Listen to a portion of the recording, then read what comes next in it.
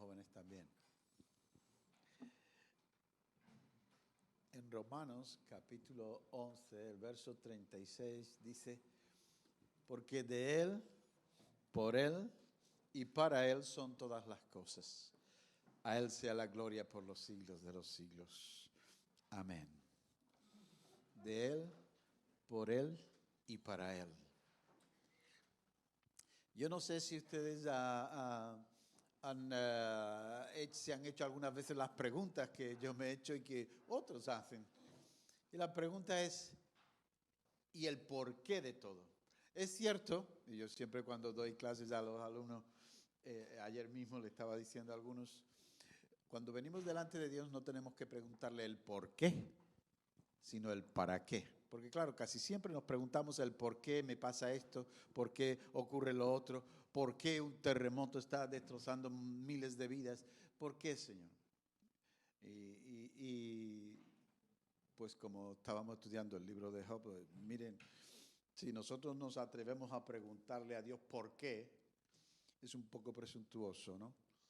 Job quería preguntarle, ¿quién me diera que él estuviera conmigo y yo le preguntara y él me respondería y yo sabría al final el porqué de me pasan todas estas cosas? Y cuando Dios se le apareció en el torbellino y le iba a preguntar, dice, yo te voy a responder todo lo que tú quieras, pero primero respóndeme tú a mí. Job, ¿dónde estabas tú cuando yo hice las estrellas?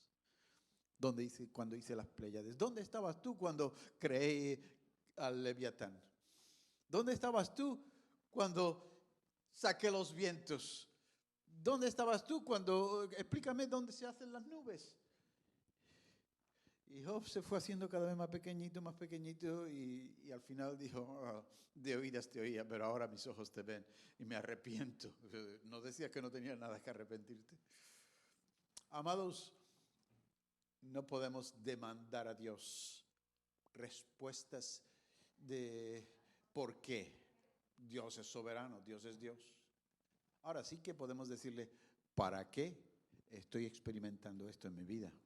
¿Para qué estas circunstancias que tú estás permitiendo? ¿Qué es lo que tú quieres llevarme? Pero muchas veces no captamos el sentido de la mayoría de las circunstancias precisamente porque no entendemos cuál es el plan de Dios, el propósito eterno de Dios para nuestras vidas y para su iglesia. Y cuando no lo entendemos, no tenemos una visión global, pues entonces cada cosa que viene a nuestra vida nos impacta o nos frena o nos desafía y no sabemos cómo manejar muchas veces las circunstancias. Y bueno, yo quisiera hablarles de que, si Dios me da la gracia de hacerlo, porque no sé si me voy a poder explicar bien, pero quisiera que viésemos un poquito el porqué de todas las cosas. ¿No se ha preguntado por qué creó Dios ángeles? ¿Por qué hizo la creación? Si Él no tenía necesidad de crear nada, Él ya era autosuficiente, no necesita de la creación. No necesitaba ángeles. Dios no necesita de nada. ¿Por qué? Bueno, y eso es lo que tenemos que descubrir, a ver si el Señor lo permite en esta mañana. ¿Por qué, Señor? ¿Hay una razón para todo lo que Él ha hecho y lo que sigue haciendo? No olvidemos que Dios tenía un plan. Pero el plan de Dios, tanto para el ser humano como para el universo entero, no es algo que de repente ocurrió como aquel ángel se rebeló, pues tuvo que tomar decisiones y cuando hizo al hombre, como el hombre cayó, pues tuvo que pensar, vamos a hacer un plan para salvar al hombre. No nos dice Pablo que él fue inmolado desde el principio de los siglos. Ya el Señor había planificado todo lo que después ocurrió. Él sabía que iba a haber un querubín que se iba a revelar. Él sabía que el hombre iba a caer, pero aún así tomó la decisión de crearlos y de redimirlos después, por lo menos al ser humano. Dios tenía un plan. Y el plan de Dios es que cuando todo lo que la creación ha fracasado por no haber seguido sus caminos, Él lo va a restaurar, Él lo va a cambiar. Y para eso se hacía falta que su Hijo viniese y restaurara todas las cosas y fuese a la cruz. En el libro de Efesios se nos dice Pablo algo así que es que como misterio, ¿no? Quisiera leerles en Efesios 1, a partir del verso, bueno, es que todo es tan interesante, pero a partir del verso 9, dice así: Él nos hizo conocer el misterio de su voluntad, conforme al buen propósito que de antemano estableció en Cristo. ¿Entendemos? Él nos hizo conocer, dice, el misterio de su voluntad. En otros sitios dice Pablo que los misterios que habían estado ocultos en todos los tiempos pasados, pero que ahora Dios se lo ha revelado a sus santos apóstoles y profetas. Entonces, Dios tenía un plan y era misterioso hasta que el Señor fue glorificado. Dice, Él nos hizo conocer el misterio de su voluntad conforme al buen propósito que de antemano estableció en Cristo, para llevarlo a cabo cuando se cumpliera el tiempo. Reunir en Él todas las cosas, tanto las del cielo como las de la tierra. El misterio que no se sabía, que no se conocía, es que el plan eterno de Dios era reunir todas las cosas, tanto las que están en los cielos como en la tierra, en el Hijo, en Cristo. Y eso que es realmente parece misterioso en otros tiempos, Dios se lo ha revelado a Pablo y a sus siervos, dice, el hecho de que nosotros tenemos que entender que Dios quiere reunir en Cristo Jesús todas las cosas, las que están en los cielos y las que están en la tierra. En otras palabras, que de Él, por Él y para Él son todas las cosas, a Él sea la gloria. De Él, por Él y para Él. ¿Me entienden? Es decir, Dios ve a su Hijo. Colosenses 1:15 nos dice que Él es la imagen del Dios invisible, el primogénito de todo lo que se hizo. Él era el comienzo, el origen de todo lo que se hizo. ¿Vale? Y cuando eso ocurre, pues empieza un proceso. En la eternidad pasada, Dios tuvo un plan y cuando crea, tiene que empezar ese plan. Y ese plan era totalmente maravilloso. Por ejemplo, a mí me sorprende porque es algo tremendo pensar que Dios, el Dios eterno, se hace hombre como nosotros. Se hace como tú y como yo. Pero cuando estudias un poquito te das cuenta que eso no tiene por qué repeler a la mente humana, porque nosotros fuimos creados como Él. Dice Génesis que hagamos al hombre a nuestra imagen y semejanza. ¿Quién es la imagen de Dios? Dios es invisible, Dios nadie lo puede ver y seguir vivo, Dios es el eterno.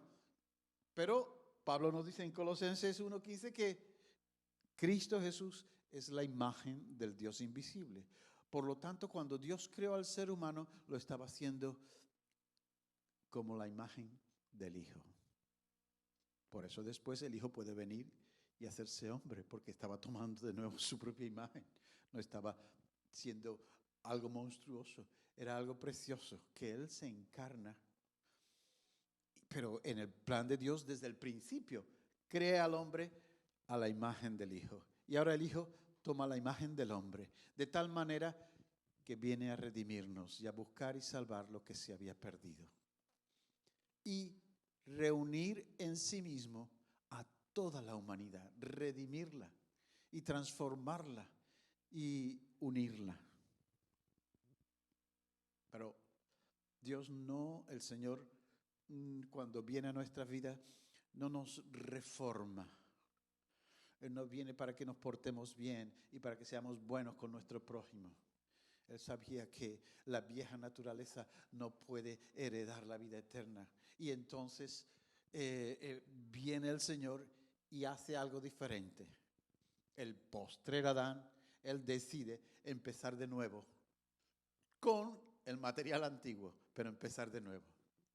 Y cuando Él hace eso, resulta que al venir al Señor, Él no te reforma, Él te transforma y te da su vida. Por lo tanto, ya no nos parecemos solamente al primer Adán, sino que también traemos la imagen del postrer Adán, Cristo Jesús. Y ese Cristo Jesús es aquel que anduvo, vivió y murió y resucitó como lo que verdaderamente era, Dios hecho hombre. Y el propósito eterno de Dios ha sido que nosotros fuésemos una nación, un pueblo a imagen de su Hijo. Porque ¿saben por qué? El Señor es la imagen del Dios invisible, ¿verdad? Como dice Colosenses. El Señor es el que refleja la vida, el amor y la gloria del Padre. La vida, el amor y la gloria del Padre lo vemos cuando miramos a Jesús. Dios es vida, Dios es amor y Dios es glorioso. Pero siendo Dios también el Hijo, quien refleja su gloria. La iglesia ha sido llamada a reflejar la vida, el amor y la gloria del Hijo. ¿No dice Pablo que la mujer es la gloria del varón? Y la iglesia es la esposa. Por lo tanto, el propósito eterno de Dios es que se levantase un pueblo de entre todo pueblo, raza, lengua y nación que le siguiera al Hijo y que manifestara la vida de Jesús, el amor de Jesús y la gloria del Cristo vivo. Y igual que el Padre recibe toda y refleja toda su gloria a través del Hijo, la iglesia ha sido llamada a reflejar la vida, el amor y la gloria del Hijo.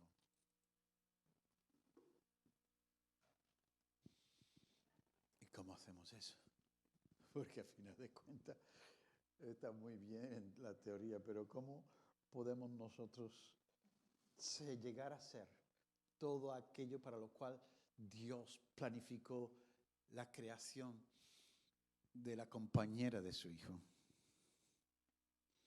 Dice el apóstol Pablo en Efesios, Él nos hizo conocer, vuelvo a repetir el verso 9, conocer el misterio de su voluntad conforme al buen propósito que de antemano estableció en Cristo para llevarlo a cabo cuando se cumpliera el tiempo, reunir en Él todas las cosas, tanto las del cielo como las de la tierra.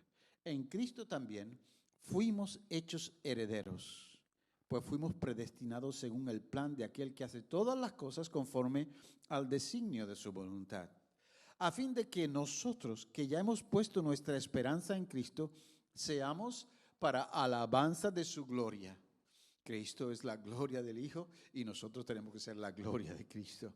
En Él también vosotros, cuando oísteis el mensaje de la verdad, el evangelio que os trajo la salvación y lo creísteis, fuisteis marcados con el sello que es el Espíritu Santo prometido. Este garantiza nuestra herencia hasta que llegue la redención final del pueblo adquirido por Dios para alabanza de su gloria. El Espíritu Santo es lo que hace que haya algo de nosotros que es glorioso, que no es nuestro, es la vida del Hijo en nosotros. Y nos sella para que nosotros podamos estar seguros de la esperanza a la que hemos sido llamados. Por eso yo, por mi parte, desde que me enteré de la fe que tenéis en el Señor y del amor que demostráis por todos los santos, fíjense, fe en el Señor y amor por los santos. No lo puedes separar. Yo no puedo decir que creo mucho en el Señor, pero no me importan los demás. Y no me importan los hijos de Dios. Dice, no he dejado de dar gracias por vosotros, recordándoos en mis oraciones. Pido que el Dios de nuestro Señor Jesucristo, el Padre glorioso os dé espíritu de sabiduría y de revelación para que los conozcáis mejor. Hay un propósito en el desarrollo de la vida cristiana y en el desarrollo de la iglesia. Y el propósito es que por medio del Espíritu conozcamos mejor, que nosotros podamos conocer mucho mejor a ese Señor a quien amamos. Os dé revelación para que lo conozcáis mejor. Pero también, y aquí hay otra cosa que dice Pablo, pero también que os sean iluminados los ojos del corazón para que sepáis a qué esperanza Él os ha llamado, cuál es la riqueza de su gloriosa herencia entre los santos y cuán incomparable es la grandeza de su poder a favor de los que creemos. Ese poder es la fuerza grandiosa y eficaz que Dios ejerció en Cristo cuando lo resucitó de entre los muertos y lo sentó a su derecha en las regiones celestiales, por encima de todo gobierno, autoridad, poder, dominio y de cualquier otro nombre que se invoque, no solo en este mundo, sino también en el venidero. Dios sometió todas las cosas al dominio de Cristo y lo dio como cabeza de a la iglesia. Esta, que es su cuerpo, es la plenitud de aquel que todo lo llena en todos, porque en todo Él tiene que ser el primero. En todo Él tiene que ser glorioso. Entonces, la iglesia ha sido llamada a conocerle más, conocerle mejor, en profundidad, y también no solamente recibir sabiduría de parte del Espíritu Santo y de su palabra, sino que también la iglesia ha sido llamada para que entienda y sepa cuál es la esperanza gloriosa a la que os ha llamado. Y para que sean iluminados los ojos de nuestro corazón. Necesitamos luz. Necesitamos más luz para entender cuáles son las maravillas que Dios tiene preparada para los que le aman. Y a veces nos conformamos con ser simplemente miembros de la iglesia.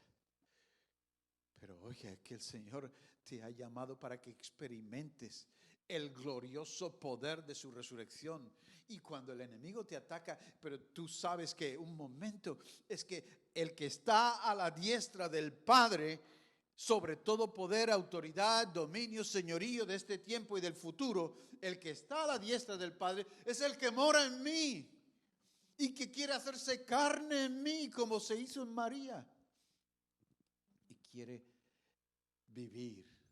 Por eso Pablo decía, ya no vivo yo, vive Cristo en mí, y lo que vivo en esta carne, lo vivo en la fe del Hijo de Dios, que me amó y se entregó por mí. El plan de Dios es que tu vida refleje la vida del Hijo y que la iglesia refleje la vida del Hijo. Y el plan de Dios es que tú puedas moverte llevando la presencia de Dios a todas partes, como el Hijo en esta tierra llevaba la presencia de Dios allí donde iba. Miren que hasta cuando estuvo en la tumba, muerto, y usted sabe cómo huelen las tumbas. Cuando el Señor salió de la tumba, allí no olía muerto, olía el perfume que había derramado María sobre él, ¿no? Olía nardo puro. Entonces, ¿a qué te llamó? ¿Para qué tengo que seguirle? Tengo que dejar que Él crezca en mí, que Él se desarrolle en mí. Y tengo que empezar a percibir las cosas que Él ha preparado. Tengo que ser iluminado en mi mente, en mi corazón, dice el texto, para que sepa cuál es la esperanza que Él os ha llamado. ¿Cuál es la riqueza de su gloriosa herencia entre los santos? ¿Cuál es tu herencia? ¿La conoces? El hijo pródigo sabía que tenía una herencia. Había que esperar a que el padre muriera, pero él le dijo, dame la herencia. Y le hizo daño al corazón del padre. Pero sabía cuál era. La lástima es que nosotros estamos en casa como el otro hijo que no se atrevía ni a coger un corderito. cuando todo era de él. El padre le dijo, hijo mío, todo lo que tengo es tuyo también. Y estar en casa y no atrevernos a disfrutar y poseer las promesas que Dios nos da, habla de la poca fe que tenemos y habla de lo poco que conocemos de nuestra posición y nuestra posesión en Cristo. Porque Pablo dice, vosotros estáis sentados juntamente con Él en los lugares celestiales. Miren, tenemos que empezar a mirarnos como lo que realmente somos. Y esto no tiene nada de orgullo, porque realmente ¿de qué podemos presumir? Pero tenemos que empezar a mirarnos como realmente somos. Soy hijo de Dios. Dios me ama. Dios me ha prometido una herencia incorruptible. Dios está en mí y voy a hacer que su plan se cumpla perfectamente en mi vida, andando conforme Él me guía, dejándome llevar por su Espíritu, dejando que Él ocupe el primer lugar en mi vida, porque en todo Él tiene que tener la preeminencia, en todas las cosas, incluso las que están en los cielos y las que van a estar y están en la tierra, Él va a ser la cabeza de todo. Ahora no todas las cosas parece que se le someten, pero va a llegar el día en que va a volver a descender, porque esto de que subió a los cielos quiere decir que primero bajó, y cuando bajó volvió a subir. Ahí me di cuenta, no hace mucho, de que muchas veces no le damos importancia a la enseñanza de la ascensión. Creemos que Jesús resucitó. Pero ¿y qué de la ascensión? ¿Cuánto sabes de que Él ascendió a los cielos? Cuando Él ascendió a los cielos, abrió un camino nuevo y vivo por el espacio del territorio enemigo, porque sabemos que el enemigo domina los aires. Pero Él subió a los cielos, no se trasladó de aquí en un abrir y cerrar de ojos y apareció en el cielo. No. Fue ascendiendo, subió hacia arriba. Y las huestes espirituales salían huyendo, porque era el Cristo de gloria. Y entró a su lugar espiritual en el reino de los cielos. Y el Padre le dijo, y ahora te sientas a mi derecha hasta que ponga a todos tus enemigos por estrado de tus pies. Y allí está esperando el momento de su regreso. Por lo tanto, nuestro Señor no solamente resucitó, ascendió a los cielos. Y Él ha subido para estar a la diestra del Padre. Y eso significa que tienes un lugar al lado del mismo corazón de Dios, porque Él mora en ti. Y Él está allí, pero también está en ti. Y está en mí y está en su iglesia. Tenemos que empezar a aprender a reclamar las promesas, a pagar el precio de lo que cuesta atreverse a cruzar el Jordán y poseer la tierra prometida. Señor, tú me prometiste esto y lo reclamo y me establezco en la fe en base a lo que tú has dicho, no lo que yo quiero. Por eso es que tenemos que aprender a orar mejor, ¿verdad? Porque cuando oramos conforme a su voluntad sabemos que nos oye. Y si sabemos que nos oye, sabemos que tenemos aquellas cosas que Él nos ha querido dar. Entonces, amado, establécete, pon los pies firmes, porque todo lugar que pisare la planta de tu pie te la voy a dar. Pero tengo que pisar las promesas y decir, esta promesa preciosa, ¿cómo me gustaría? No solamente cómo me gustaría que me la dé, voy a poseerla porque el que está en mí es mayor que el que está en el mundo. Voy a poseerla porque Él es el poderoso de Israel. Él es el que va a hacer lo posible. Y yo simplemente voy a caminar en fe, confiando, esperando en el Dios que me amó hasta lo sumo y que ahora quiere crecer y desarrollarse dentro de mí. Si nosotros solamente esperamos irnos al cielo, pues bueno, sigue viniendo y sigue sentándote. Pero si tú quieres más de Dios, el Señor tiene más para ti. Yo creo que Él tiene mucho más. Tiene que abrirnos la mente. Dice Pablo, que podáis comprender, que llegue hasta vuestro corazón, entender la esperanza que tenéis. esperanza de gloria. Así que no te conformes con, nos iremos un día al cielo cuando nos muramos. No, ese no es el propósito de Dios. Además, resulta que los que están en el cielo van a venir para acá, porque Él va a venir con todo su pueblo. Él nos creó y le dio la tierra a los hijos de los hombres, dice la Escritura. Así que, ¿qué esperas? Yo espero poder tener esa comunión, esa intimidad, ese poder estar tan cerca que escuches el latido del corazón de Jesús. Y entonces vas creciendo, porque estás participando, te estás uniendo. No se olviden lo que dice Pablo, el que se une a Cristo, un espíritu es con Él. Un espíritu en el Señor. Yo quiero estar unido.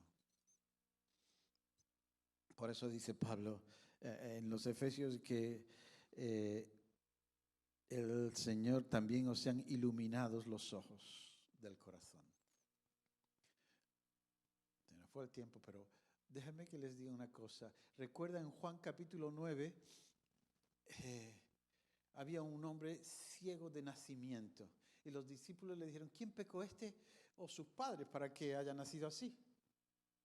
Y el Señor, ni este ni su padre, es para que la gloria de Dios se manifieste en él. Y entonces escupió en el suelo, hizo barro y se lo pegó en los ojos. Y le dijo, vete y lávate en el estanque de Siloé, que significa el enviado. Hay una cosa muy interesante. Los judíos y muchas culturas del Oriente consideran que los fluidos que salen del ser humano participan de la identidad de ese ser. Así que cuando escupió y sacó su saliva, el Señor lo que estaba haciendo era poniendo algo de sí mismo en ese barro. Y coge el barro y se lo pone en los ojos. Algunos piensan, qué tontería, que el Señor creía en cositas de brujería o algo así. No, le pone el barro. ¿Y sabe qué nos recuerda eso? La creación. Porque Dios hizo barro y creó al hombre a su imagen y semejanza. Y ahora el Señor no remodela. El Señor pone su ser, su parte de su identidad con su saliva y con el barro y se lo pone en los ojos. Y le dice, ve y lávate. Y cuando va y se lava, volvió viendo. Y al ver, se armó un revuelo. La gente decía, pero no es este el que se ponía a pedir todos los días, ¿cómo que ahora ve? Y se arma tal revuelo que vienen los del templo y empiezan a preguntarle y a encuestarle. No, el que se llama Jesús, que hizo barro, me lo puso en los ojos y me dijo, ve al estanque de Siloé y lávate. Y me lavé. Y ahora veo. Eso no puede ser. Se enfadan, llaman a los padres, le meten miedo. Además, los padres dijeron, el que diga que Jesús es el Mesías, que lo echamos de la sinagoga. Y entonces le pregunta, ¿es este vuestro hijo que vosotros decís que era ciego? Y los padres dijeron, este es nuestro hijo. Sabemos que es nuestro hijo y sabemos que era ciego. Pero cómo ha recibido la vista no lo sabemos. Total, que al final lo echan y vuelven a llamar de nuevo al ciego y le dicen, pero cuéntanos, ¿cómo vistes? En el nombre del Señor. Ya os lo he contado 3 veces o 4 veces y no me habéis creído. Es que queréis haceros discípulos de Él también. Nosotros somos discípulos de Moisés. ¿Cómo que va? Tú eres un desgraciado que nació ciego. Reconócelo.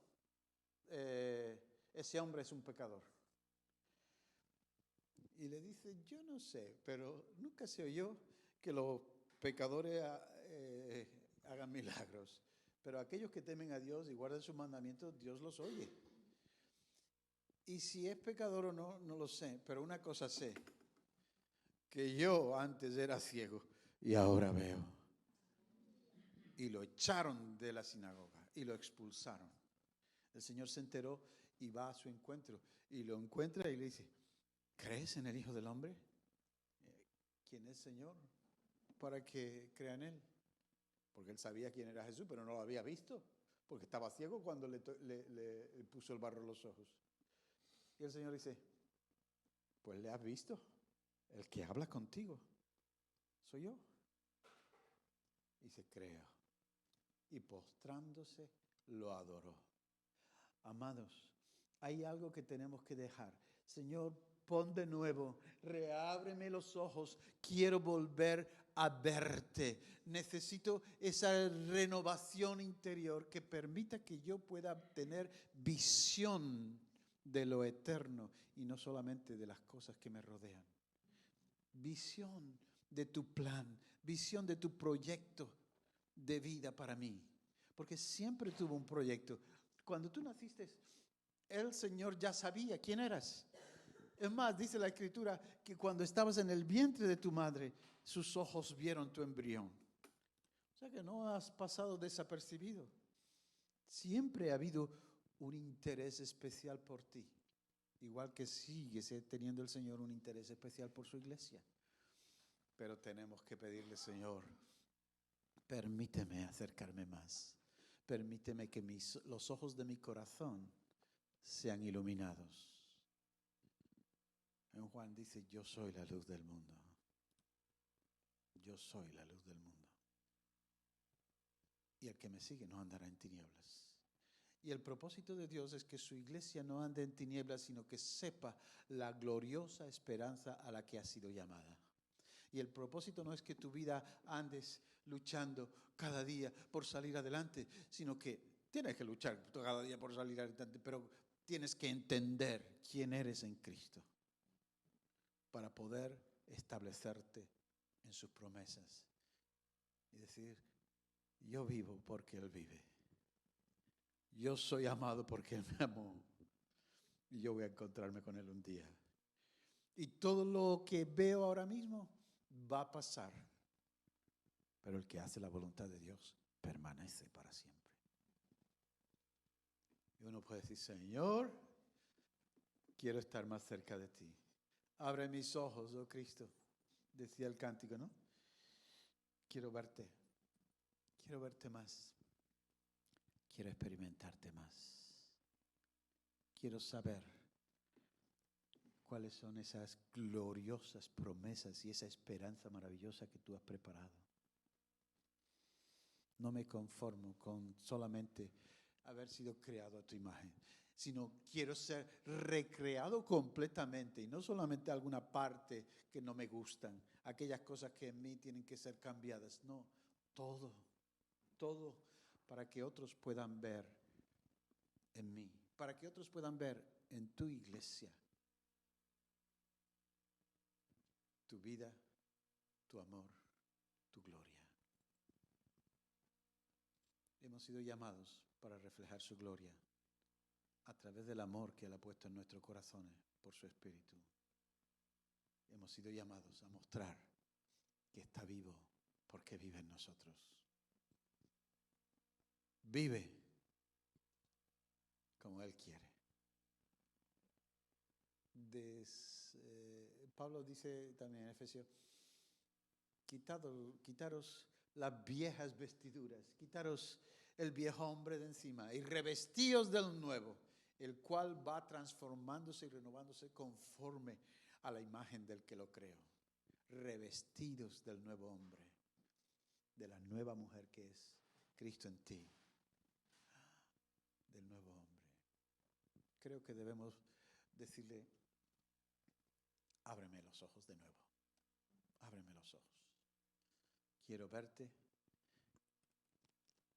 quiero experimentarte más. Y en alguna manera, que no sé cómo, pero sé que puedes, porque puedes todas las cosas, haz que mi vida refleje tu vida. Haz que mi amor muestre cuánto tú amas. Y haz que mi vida manifieste lo glorioso que tú eres, Señor. Y haciendo eso, me transformo cada día más a tu imagen. Y tú eres glorificado en mí. El Hijo glorificó al Padre. La iglesia tiene que glorificar al Hijo.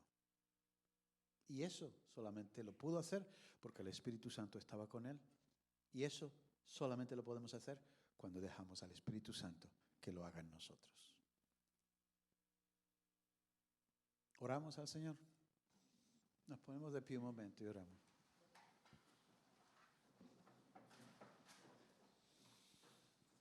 Abre nuestros ojos, Señor, abre nuestros ojos para poder contemplar tu hermosura, para poder ver cuán grande eres, para darnos cuenta que tu lugar es la diestra del Padre.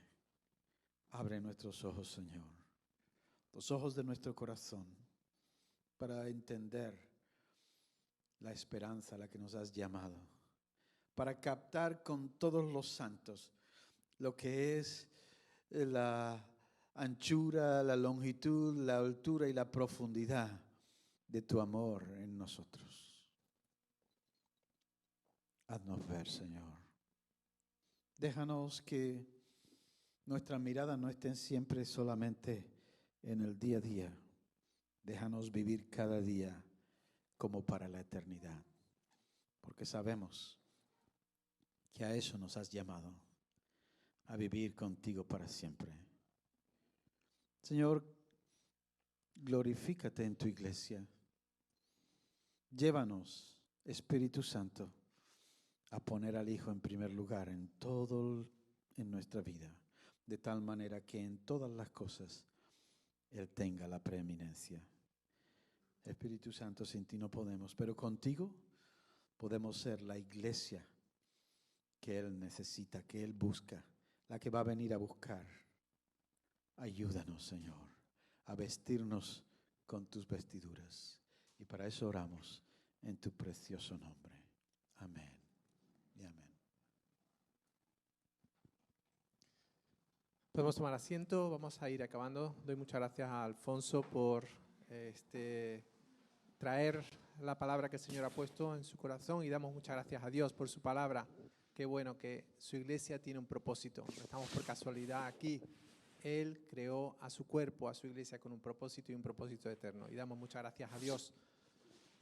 Antes de finalizar, quiero un par de cosas. Insistir de nuevo en el evento que vamos a tener el día 25 para celebrar nuestro 15 aniversario. Realmente vamos a tener dos eventos, uno el día 25 y otro el día 5. El día 5 va a ser un culto especial, más de celebración. Tendremos una comida de compartir. Pero el día 25, dentro de 2 semanitas ya, va a ser un tiempo de testimonio. Así que anímate a... Todos hemos recibido seguramente ya la invitación, puedes reenviarla a amigos, a personas del pueblo que conozcas, que quizás han tenido algún contacto con CCA. Anímate a que sea un acto realmente de testimonio para todo el pueblo, ¿vale? Así que quería recordar eso. Y antes de acabar, quería pediros que, bueno, antes de marcharnos, entre todos podamos recoger las